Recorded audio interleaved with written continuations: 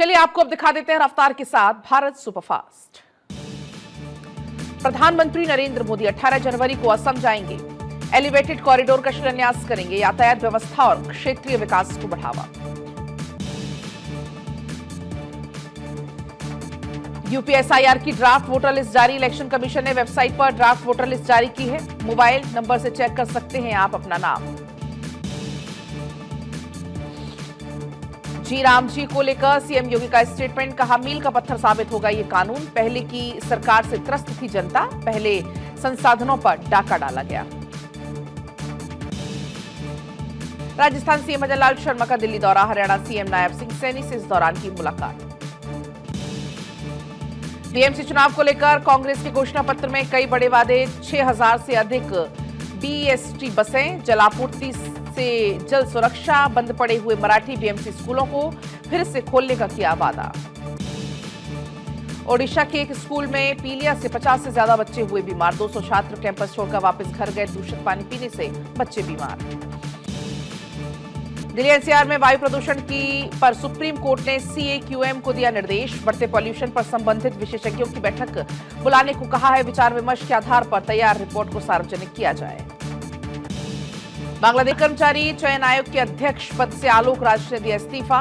निजी कारणों का दिया हवाला। ज्वाइनिंग के 2 दिन बाद ही छोड़ा।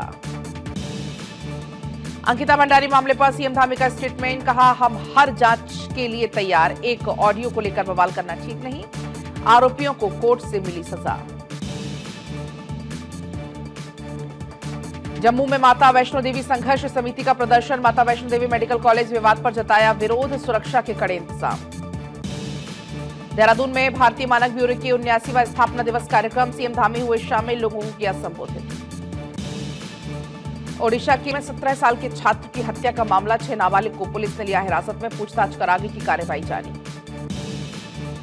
हरियाणा के महाराष्ट्र के गढ़चिरौली में डिलीवरी से पहले 6 किलोमीटर पैदल चली गर्भवती। अस्पताल में बच्ची और मां दोनों की मौत। एम्बुलेंस न मिलने का लगा आरोप।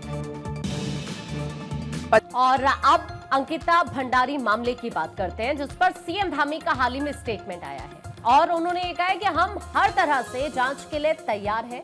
एक ऑडियो को लेकर बवाल करना बिल्कुल भी ठीक नहीं है। मामले में कोर्ट ने आरोपियों को सजा दी है। ये उनकी तरफ से कहा गया है। आगे भी जांच की जरूरत होगी तो आगे भी जांच की जाएगी। सुनिए।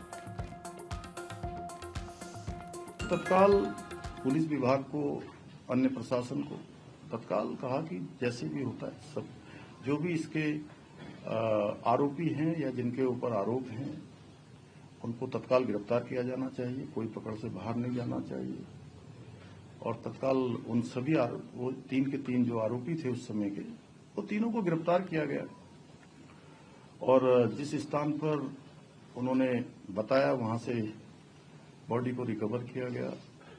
फिर जो कार्रवाई होती है, समस्त औपचारिकताएं जो कानूनी रूप से होती हैं वो पूरी की गई और पूरी करने के बाद तत्काल ही हमने महिला आईपीएस अधिकारी के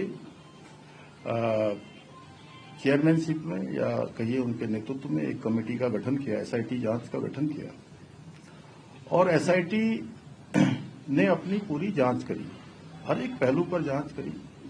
परिवार के लोगों से भी एसआईटी मिली, अन्य लोगों से भी मिली, जिन लोगों को भी इस केस के बारे में जो भी जानकारियां थी और इसमें विज्ञापन भी निकाला गया, अखबार में भी दिया गया, संचार के माध्यमों से बताया भी गया। किसी के पास भी अगर कोई जानकारी हो तो वो एसआईटी को उपलब्ध कराए।